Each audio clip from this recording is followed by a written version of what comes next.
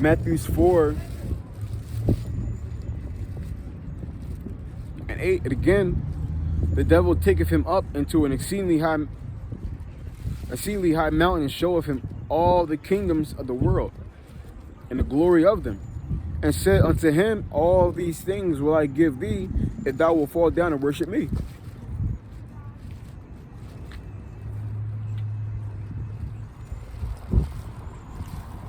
Then said Yahushua unto him, get thee hence, Satan, for it is written, thou shalt worship the Lord thy God, and him only shalt thou serve. Right? So Yahushua, he's seen all the kingdoms, right? Which was going to be his anyway, eventually. It's going to be his anyway. Matter of fact, if you watch the movie, I didn't see the whole thing. I was kind of skipping through it. But the movie with Denzel Washington called the Tragedy of Macbeth. In the movie, I was skipping back and forth. So in the beginning, you see like these three witches, or it could have been one, pretending to be three, something, I don't know, it's weird. But in the beginning, you see three witches, and they all tell Denzel Washington that he's going to be king one day. And he kind of believed them because they told him something because here's what happened. Those three witches can turn into birds. So the birds flew and overheard a conversation between the king. Now, the witches told Denzel Washington's character he's going to be king one day, right? And they also, first they told him that you're going to be promoted to be the right hand of the king, right? And they said, but one day you're going to actually be the king, right? So, which him being, I'm not, like I said, I skipped through the movie, so I'm not sure if they made it up or not. I believe they did make that up though, right? I believe they did make that up. But the point being, but then he didn't want to wait for the kingdom to come to him. He ended up plotting. He killed the king and then forcefully took the throne, right? So then you, back to this right here, we know the kingdom was promised to Yahushua eventually, right? Yahushua already knew that too. But Satan was telling him, if you worship me now, I'll give you this kingdom right now.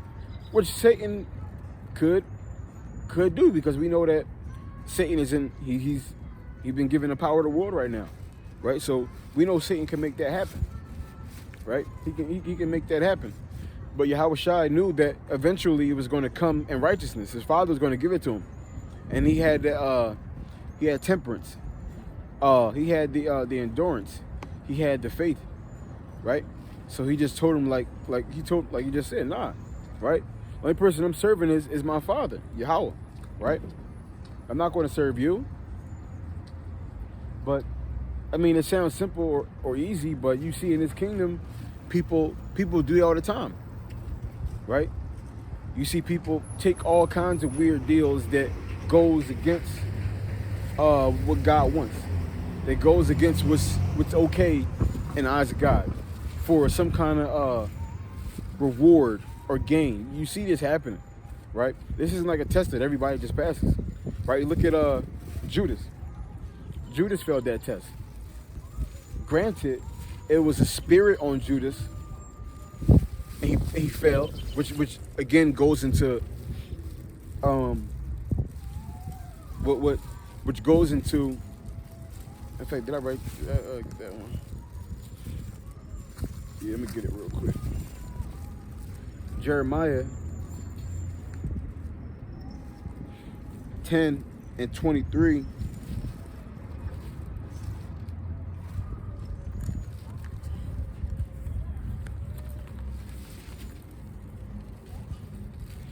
Jeremiah 10 verse 23, it says, O Lord, I know that the way of man is not in himself.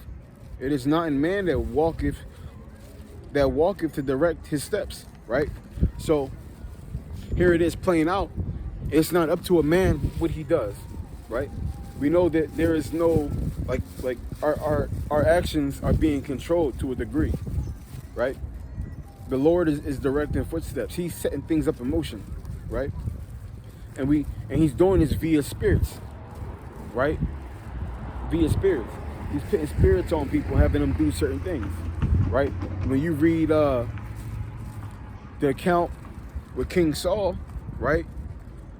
When he was coming against David, you can literally read, and it says in it, the spirit of God left him, and an evil spirit entered into him, right? Same thing with Judas. It says Satan took control, right? So, yes, Judas did fail that test. He gave up the Lord for money, but we know that Satan was in play there. He was controlling Judas, right? Satan was in play. He was controlling Judas. Matthews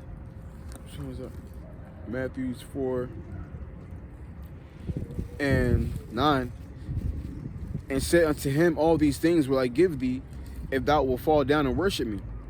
For it is written, if thou wilt fall down and worship me, right? And worshiping Satan doesn't literally have to be, you get down and you just start doing this, right? You get down on your knees and you just start doing all this stuff, right? That's not the only way to worship Satan. You worship Satan when you're doing things of the flesh. Anger, malice, envy, hate, jealousy, thinking evil, right?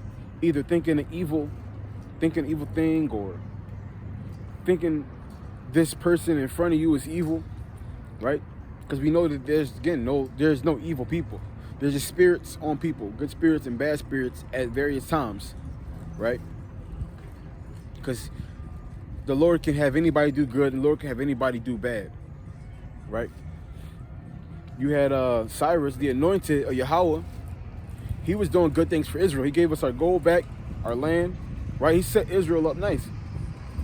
But the point is that he wasn't even Israelite, right? He was of a different nation, not an Israelite, right? Yahweh Shai healed heathen, right? You had heathen who've done things for Israelites, even to this day. I remember the other day I was at the market with my son, and you had a presumably Edomite come past, because I was putting the groceries in the trunk.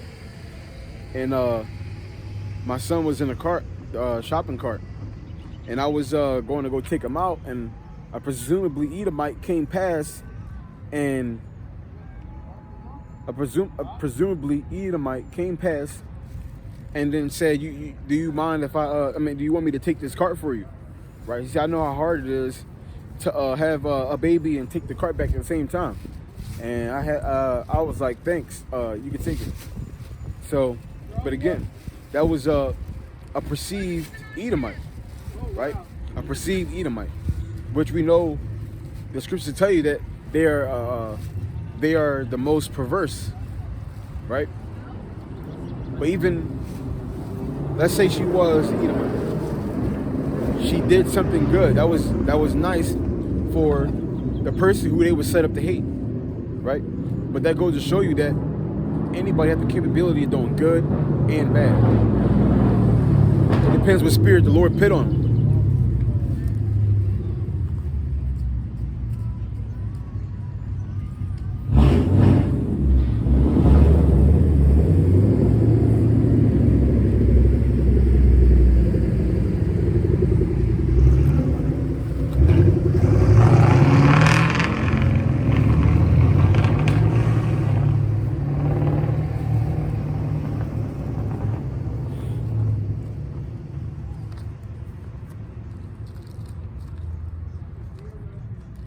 This is Hebrews 12.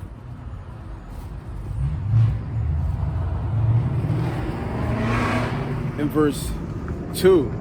It says, looking unto Yahweh Shai, the author and the finisher of our faith. So this is looking to Yahweh Shai, the author and finisher of our faith. And you see how he dealt with Satan, right? He remained calm, he remained temperate, right? And he answered according to the way he answered according to how we're supposed to conduct, right? We only serve God, right? We don't do things for a physical gain, right?